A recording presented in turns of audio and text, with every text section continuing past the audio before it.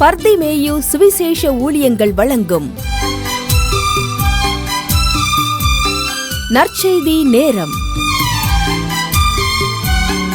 தேவ செய்தி pastor R. Augustine. இந்த நாளில் உங்களோடு எப்போதும் போல சந்திக்கவும் தேவனுடைய வார்த்தையை சொல்லவும் ஆண்டவர் கொடுத்திருக்கிற இன்னும் ஒரு நல்ல தருணத்திற்காய் ஸ்தோத்திரம். ஏன்னா மனித வாழ்க்கை என்பது இன்றைக்கு இருக்கிறவங்க நாளைக்கு இல்லை, நேற்று இருந்தவங்க இன்றைக்கு இல்லை, நாளை என்பது நமக்கு தெரியவே தெரியாது. அதனால தான் வேதமே சொல்லுது, நாளைய தினத்தை குறித்து கவலைப்படாத, அன்னன்றைக்கு அதனதன் பாடுகள் போதும் என்று வேதத்தில் எழுதப்பட்டிருக்கிறது. ஒவ்வொரு நாளும் நான் நிற்பதும் நிர்மூலம் ஆகாமல் இருப்பதும் தேவனுடைய கிருபை என்று நான் சொல்ல வேண்டும்.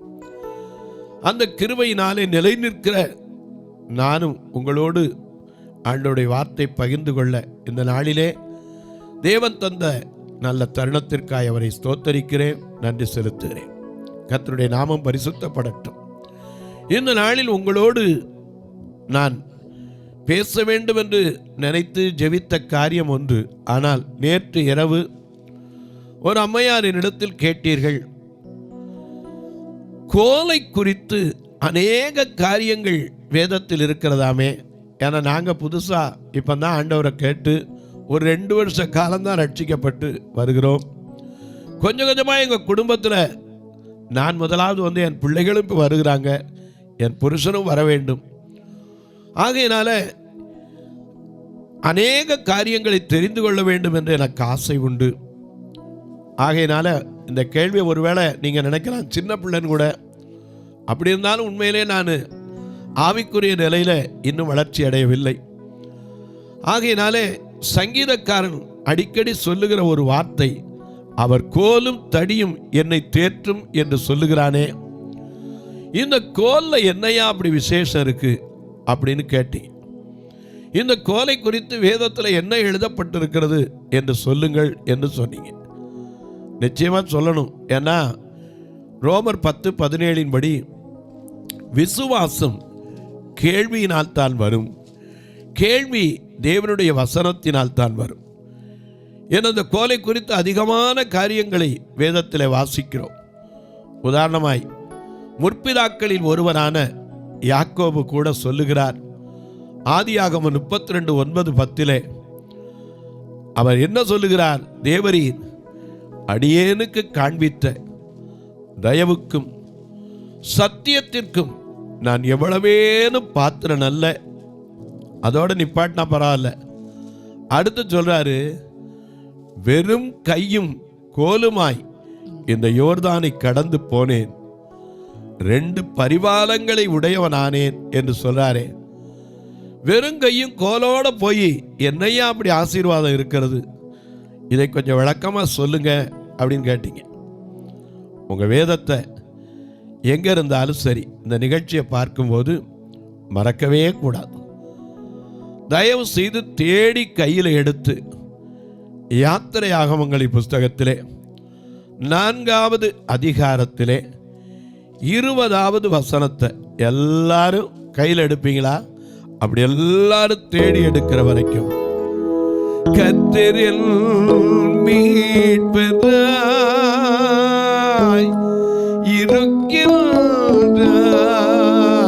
இருக்கின்றார் தாழ்வடை கர்த்தரில் மீட்பராய் கர்த்தரில் மீட்பராய் இருக்கின்ற தாழ்வடையே கர்த்தரில் மீட்பராய் இருக்கின்ற தாழ்வடையே.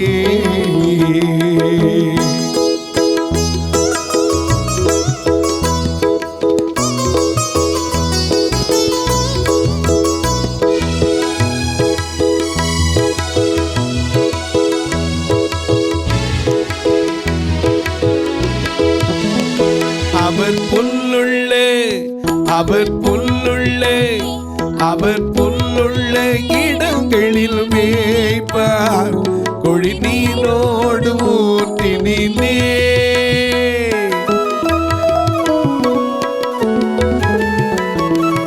அவர் புல்லுள்ள இடங்களில் மேய்ப்பார், கொழி நீரோடு ஊற்றினிலே. என்னை கூட்டிக் கொள்வார், அங்கு சேர்ப்பார், அவர் காட்டிய வழி செல்லுமே. என்னை கூட்டிக் கொள்வார், அங்கு சேர்ப்பார், அவர் காட்டிய வழி செல்லுமே. கர்த்தரின் மீட்பரா இருக்கின்ற தாழ்வடையே. கர்த்தரின் மீட்பராய் இருக்கின்ற தாழ்வடையே.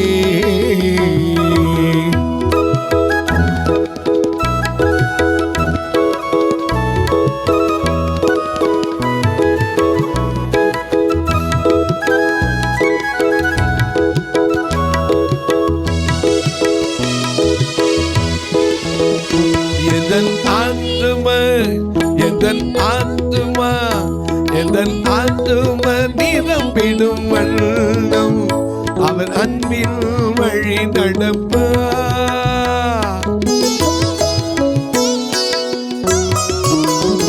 எதன் ஆத்துமா நிரம்பிடும் வண்ணம் அவர் அன்பின் வழி நடப்பார். மரணம் என்னை சூழ்ந்திடும் நேரம் இயேசுவே என்னோடிருப்பார்.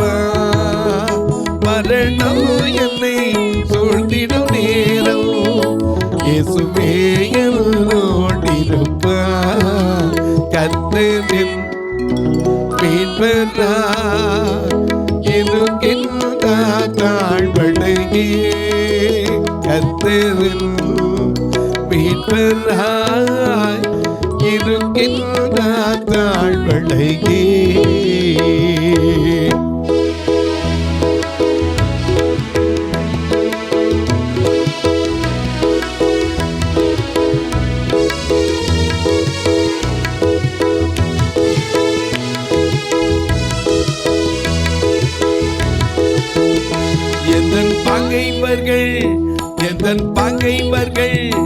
எதன் பகைவர்கள் கண்களின் முன்னே ஒரு பந்தியை ஏற்படுத்தி.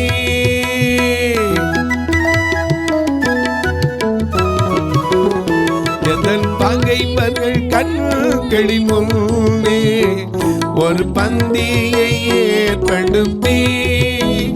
சுகதைலங்கள் கொண்டு சேர்ந்து சுகமாய அபிஷேகம் செய்வார்.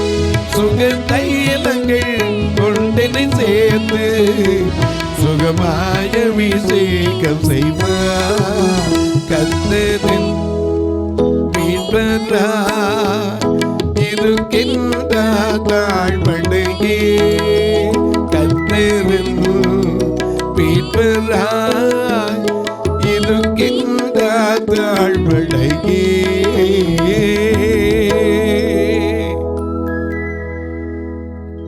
எல்லாரும் எடுத்திருப்பீங்க. யாத்திராகமம் 4ஆம் அதிகாரம் 20ஆம் வசனம். அப்பொழுது மோசே தன் மனைவியையும் தன் பிள்ளைகளையும் கழுதையின் மேல் ஏற்றிக்கொண்டு. நல்ல கவனிங்க, அந்த காலத்தில் இருந்தது கழுதைன்னு சாதாரணமாக சொல்கிறோம். அந்த காலத்தில் எல்லாரும் பார்த்தீங்கன்னா கழுதை மேலே. ஏசு ராஜா பவனி போனதும் கழுதை மேலே. ஆபிரகாம் ஈசாக்க பலியிட போகும்போதும் கொண்டுட்டு போனது எதில் தான்? கழுதை. பீலையாம் அன்றைக்கு பாலாக்கு கூலி வருத்தி கூப்பிட்ட போதும் அவன் எதில் தான் போனார்? கழுதை மேலே தான். முதல் அரசனான சகுனும் எதை தேடித்தான் போனா? கழுதையை தேடித்தான் போனா.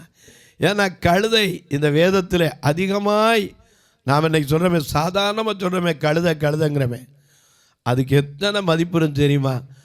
அது இயேசு ராஜா போகும்போது அந்த பவனியை நாம் இன்றைக்கும் அனுசரிக்கிறோம். குருத்தோலைகளை கையில் பிடித்து கொண்டு கும்பல் கும்பலாக கூட்டம் கூட்டமாக நடந்து ஓசன்னா ஓசன்னா என்று ஆர்ப்பரித்து சொல்லுகிறோம்.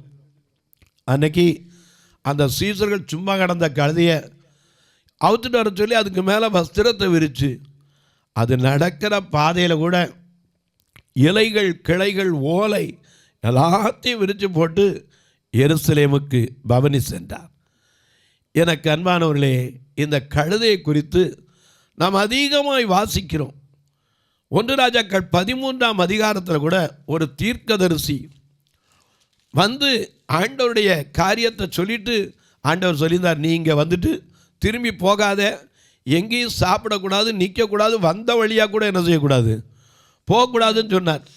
அவன் வந்த காரியத்தை சொல்லிவிட்டு போகும்போது இன்னொரு தீர்க்கதரிசி கழுதையின் மேல் சேரம் கட்டி போய் அவன் அப்பா கர்த்தர் என்ற சொன்னார், நீ வந்து சாப்பிடுனாரு. அவன் கர்த்தருடைய வார்த்தையை மீறி வந்ததுனால போகிற வழியில் என்ன செஞ்சான், செத்து கிடந்தான். கழுதை என்ன செஞ்சு உயிரோடு இருந்தது. இங்கே பார்க்கிறோம், மோசே என்ற ஒரு பக்தன் என்ன செய்கிறான், தன் மனைவி ஓகே, ஏன்னா மனைவியை விட்டுட்டு வேதம் சொல்கிறபடி புருஷன் மனைவி என்ன செய்யக்கூடாது, பிரியக்கூடாது. எல்லாத்தையும் தேவன் நல்லது நல்லது நல்லதுன்னு கண்டவர். ஆதியாகமம் 1ஆம் அதிகாரத்திலே மனிதன் தனியாய் இருப்பது நல்லது அல்ல, அது தேவன் கண்ட ஒரு பெரிய ரகசியம். நமக்கு அது புரியாது, குடும்பத்தோடு இருக்கும்போது தெரியாது. ஒருத்தன்ட்ட போய் மனைவி இழந்திருக்கவன்ட்ட கேளுங்க, எல்லாம் போகும். நம்ம நாட்டை சொல்லிக் கொடுக்கும்போது சொல்லிக் கொடுப்பாங்க, தாயோடு கல்வி போகும், தந்தையோடு செல்வம் போகும், மனைவியோடு எல்லாம் போயிடும். ஒரு மனுஷனுக்கும் சரி, ஒரு பெண்ணுக்கும் சரி, ஒரு ஆண் இருந்தால் தான் பலம். அதனால தான் ஆண்டவர் அழகாக சொன்னார், அவன் தனியாக இருப்பது நல்லதல்ல என்று கண்டு அவனுக்கு ஒரு ஏற்ற துணையை உண்டாக்குவேன்னு வாழ்விலே தாழ்வில கூட இருக்கிறதுல கஷ்ட நஷ்டத்தில் பங்கு வர்றதுக்கு வைத்தார். ஆனால் நம்ம அதை அப்படி தலைகீழ திருப்பிட்டோம்.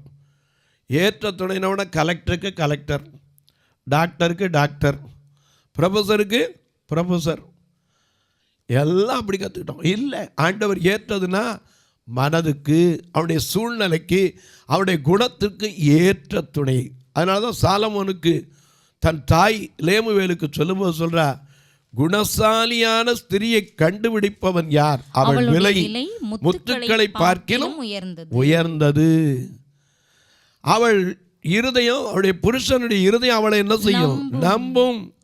அவள் சோம்பலின் அப்பத்தை புசிக்க மாட்டா, அதிகாலை இருட்டோடு எழுந்து தன் வீட்டுக்காரருக்கு படியளக்கிறாள். எனக்கு அன்பானுடைய இந்த மோசே என்ற பக்தன் கழுதை தான் அந்த காலத்தில் அடிக்கடி பயன்பட்டுருக்கு வாகனத்துக்கு. அதனால தான் சகுல் போகும்போது கூட ஒரு வார்த்தை வந்துச்சு. என்ன வார்த்தை? 1 சாமுவேல் 9ஆம் அதிகாரம் 20ஆம் வசனத்தை வாசிக்க கேட்போம். 1 சாமுவேல் 9ஆம் அதிகாரம் 20ஆம் வசனத்தை வாசிக்க கேட்போம். 3 நாளைக்கு முன்னே காணாமல் போன கழுதைகளை பற்றி கவலைப்பட வேண்டாம். இன்னைக்கு அநேக நேரம் பல கழுதைகள் பல கவலையை மனதில் வச்சுக்கிட்டு தான் திண்டாடுறோம். ஆனால் இங்கே ஆண்டவர் சொல்ற 3 நாளைக்கு முன்னாடி காணாமல் போன கழுதையை பற்றி கவலைப்பட வேண்டாம், அவைகள் அகப்பட்டது. எனக்கு அன்பானுளே, இந்த கழுதையை குறித்து நான் படிக்கும்போது ஒருத்தர் ரொம்ப அழகாக ஒரு ஜி.கே. செஸ்டர்டன் என்று ஒரு ஆங்கில கவிஞர் எழுதியிருந்தான். கழுதைக்கு ஒரு ரகசியம் இருக்கான். எல்லாரும் கழுதையை பார்த்து கழுதை கழுதைங்கிறோம், காரணமே இல்லாமல் கூட கழுதை கிடக்கு அப்படிங்கிறோம். அவர் இந்த கழுதை சொல்லிச்சான், என்னை எல்லாரும் அற்பமாக நினைக்கிறீங்க, என்னை எல்லாரும் அற்பமாக நினைக்கிறீங்க. ஒரு காலத்தில் எனக்கு இருந்த மகிமை என்ன தெரியுமா, என் கால் கூட தரையில் படக்கூடாதுன்னு என்னை நடத்தி போன அந்த நாளை நினைக்கும் போது இதெல்லாம் சாதாரணம் நினச்சான். எனக்கு அன்பானவர்களே, கழுதை என்பது நம்ம அநேக நேரம் சாதாரணமாக நினச்சிக்கிறோம். இன்றைக்கி பாருங்கள், கடை போர்டு வச்சுருப்பான். என்ன போர்டு? என்னை பார். ஒரு நாளைக்கு அதை பார்த்து அவ்வளோ வருது. அப்படி பார்த்தா நரி மூஞ்சில முடிச்சா என்ன இருக்குது?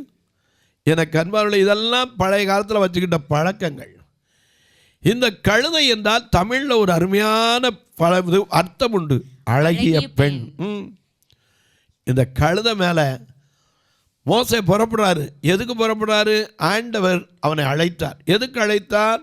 யாத்திரையாகமம் 3ஆம் அதிகாரம் 6ஆம் வசனத்திலிருந்து வாசிக்க கேட்போம். எதற்கு ஆண்டவர் அவனை அழைத்தார்?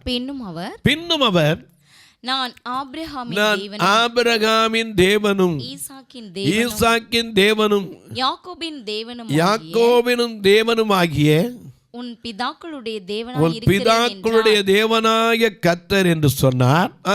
மோசே தேவனை நோக்கி பார்க்க பயந்ததினால் தன் முகத்தை மூடிக்கொண்டான். எனக்கு அன்பார்களே, என்னை நோக்கி பார்க்கிற ஒருத்தர் வெட்கப்பட மாட்டான். அவனுக்கு சரியா தெரியல, அப்போ என்ன யாரும் தெரியல, அதனால்தான் தன் முகத்தை மூடிக்கொண்டான்.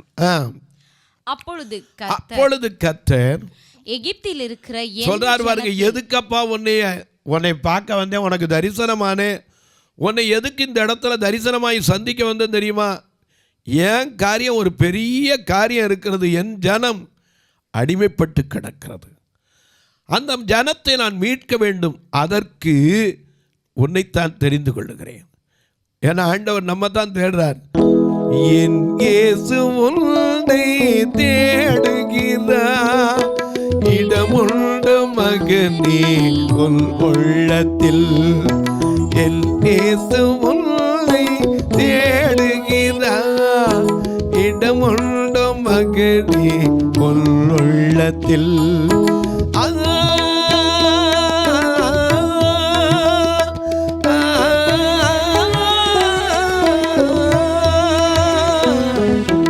என் இயேசு உன்னை தேடுகிறார், இடமுண்டு மகளே உன் உள்ளத்தில்.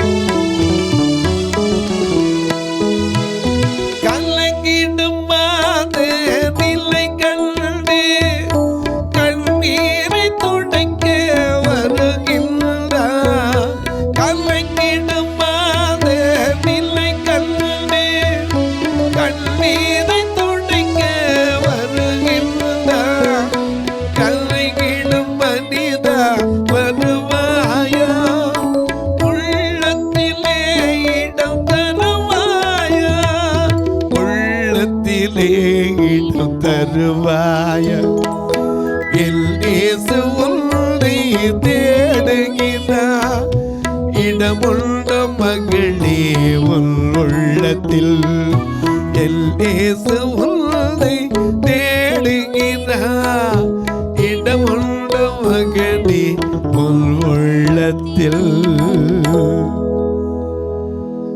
கலங்கி நிற்கிற மாந்தருடைய கண்ணீரை துடைப்பதற்கு மோசேயை தேடுகிறார். என்ன சொல்றார்? எகிப்தில் இருக்கிற என் ஜனத்தின் ஏன்னா அவர் யார்? சங்கீதம் 22:24 படி உபத்திரவப்பட்டவனுடைய உபத்திரவத்தை அற்பமாய் எண்ணாதவர், அது மட்டுமல்ல அருவருக்காதவர், அது மட்டுமில்ல தம்முடைய முகத்தை அவனுக்கு மறைக்காமல் இருந்து தம்மை நோக்கி அவன் கூப்பிடுகையில் கேட்டருளுகிற தெய்வம். இந்த மக்கள் கூப்பிடக்கூட இல்லை, ஆனால் அவருடைய உபத்திரவத்தை கண்டார். அவர் உபத்திரவத்தை பார்க்கவே பார்த்தேன் என்று சொன்னார். அதான் மோசே என்ன சொன்னார்? எகிப்தில் இருக்கிற என் ஜனத்தின் உபத்திரவத்தை நான் பார்க்கவே பார்த்து ஆளோட்டிகளின் நிமித்தம் அவர்கள் இடுகிற கூக்குரலை கேட்டு அவர்கள் படுகிற வேதனைகளையும் அறிந்திருக்கிறேன். அவர் யாரு? வேதனை அறிகிறார், இன்று விடுதலை தருகிறார். நம் இயேசு நல்லவர், ஒரு போதும் கைவிடா, ஒரு நாளும் விலகிடா. உன் இயேசு நல்லவர், ஒரு போதும் கைவிடா, ஒரு நாளும் விலகிடா. ஒன்று சேர்ந்து நாம் துதிப்போம், சாத்தானை மிதிப்போம், தேசத்தை சுதந்தரிப்போம். ஒன்று சேர்ந்து நாம் துதிப்போம், சாத்தானை மிதிப்போம், தேசத்தை சுதந்தரிப்போம். நம் இயேசு நல்லவர், ஒரு போதும் கைவிடா, ஒரு நாளும் விலகிடா. நல்ல கவனிங்க, நல்ல கவனிங்க. உபத்திரவத்தை காண்கிற தேவன், உபத்திரவத்தை பார்த்தேன், அவர்கள் இடுகிற கூக்குரலை கேட்டேன், அவர்கள் படுகிற வேதனையை அறிந்தேன் அப்படின்னு சொல்லிட்டு நிப்பாட்டல. என்ன சொன்னாரு? அவர்களை எகிப்தியரின் கைக்கு விடுதலையாக்கவும் அவர்களை அந்த தேசத்திலிருந்து நீக்கி கானானியரும் ஏத்தியரும் எமோரியரும் எபூசியரும் இருக்கிற இடமாகிய பாலும் தேனும் ஓடுகிற நலமும் விசாலமான தேசத்திற்கு கொண்டு போய் சேர்ப்பதற்கு தான் இறங்கின. அதுக்கு தான்ப்பா நீ தேவைன்னு அழைத்தார் அந்த மோசே. அதுக்கு தான் அவனை சாக கொண்டு போனவனை கூட காப்பாற்றி கொண்டு வந்தார். பார்வோனுடைய குமாரத்தையை வளர்த்து கொண்டு வந்தார். 40 வருஷம் ஓடி வந்து இப்போ ஒன்றும் தெரியாமல் ஆயிட்டான். கர்த்தர் திரும்ப அவனை அழைத்து பயன்படுத்த விரும்புகிறான். அப்படி பயன்படுத்தின மோசே என்ன செய்கிறாரு? கழுதை மேலே ஏறி போகிறார். என்னென்ன கொண்டு போகிறாரு? யாத்திராகமம் 4:20 அடிப்படை வசனத்துக்கு வந்துருங்க. அப்பொழுது மோசே தன் மனைவியையும் தன்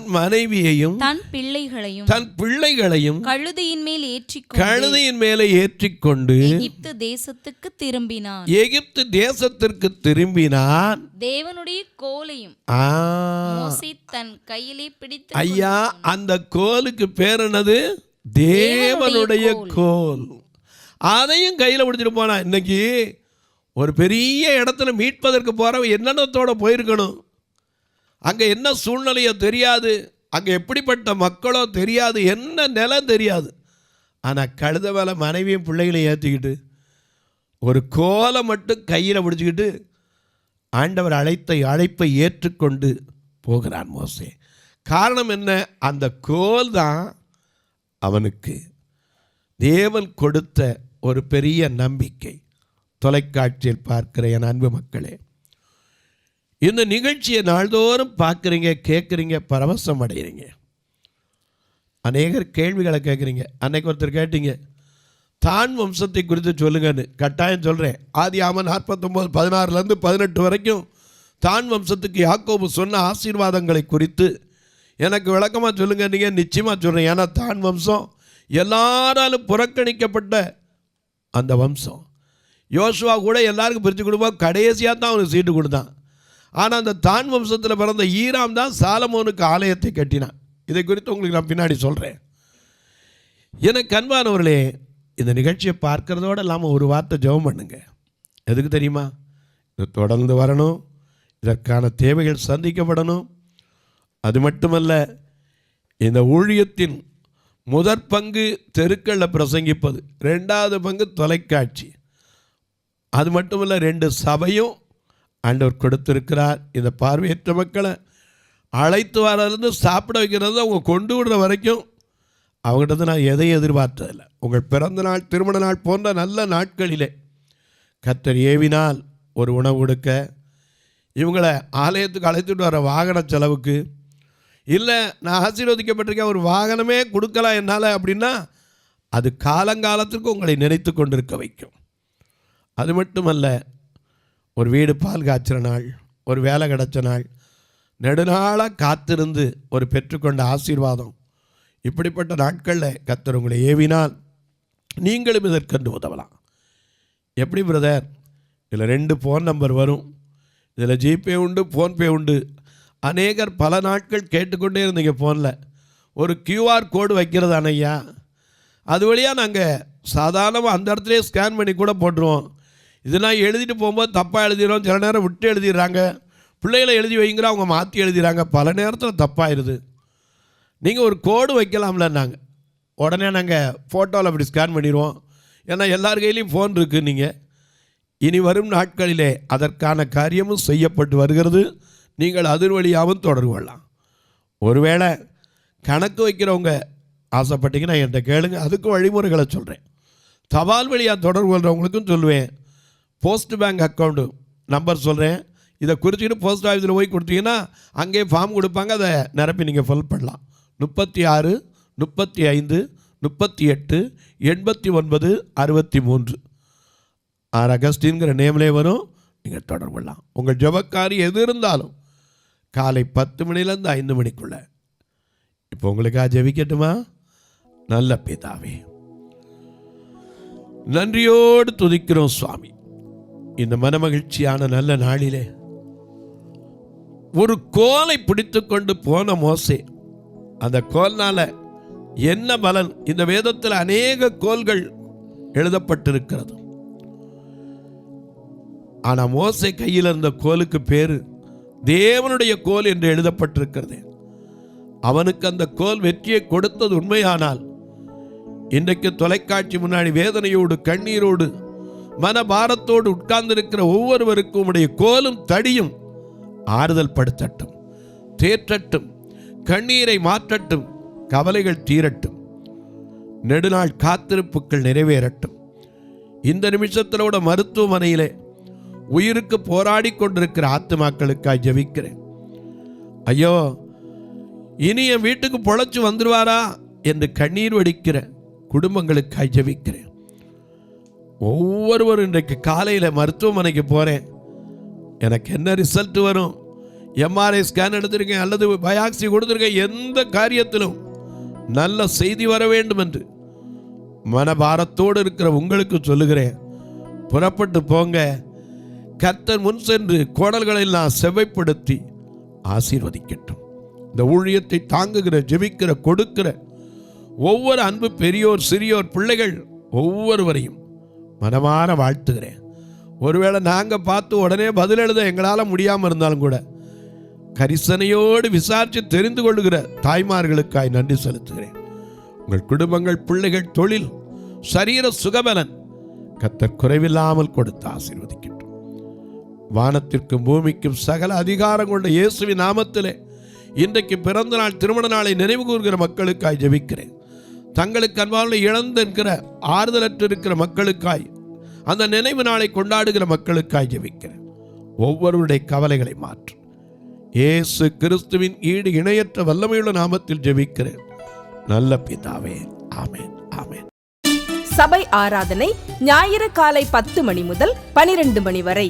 இடம் பர்திமேயு சுவிசேஷ ஆலயம், அன்னை சத்யா நகர், இளமனூர் அஞ்சல், சக்கிமங்கலம் வழி, மதுரை மாவட்டம்.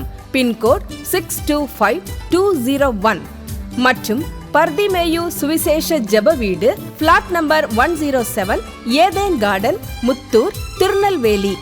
பின்கோட் 627011. சிறப்பு உபவாச கூட்டம் ஒவ்வொரு மாதமும் 2வது சனிக்கிழமை காலை 10 மணி முதல் 1 மணி வரை நாகர்கோவில் YMCA ஹாலில் வைத்து நடைபெறுகிறது. மற்றும் ஒவ்வொரு மாதமும் 4வது சனிக்கிழமை காலை 10 மணி முதல் 1 மணி வரை திருநெல்வேலி புதிய பேருந்து நிலையம் அருகில் உள்ள கிரேஸ் ஹாலில் வைத்து நடைபெறுகிறது. எங்கள் எல்லா ஆராதனைகளிலும் கலந்து கொண்டு தேவனை மகிமைப்படுத்த அன்பாய் அழைக்கிறோம்.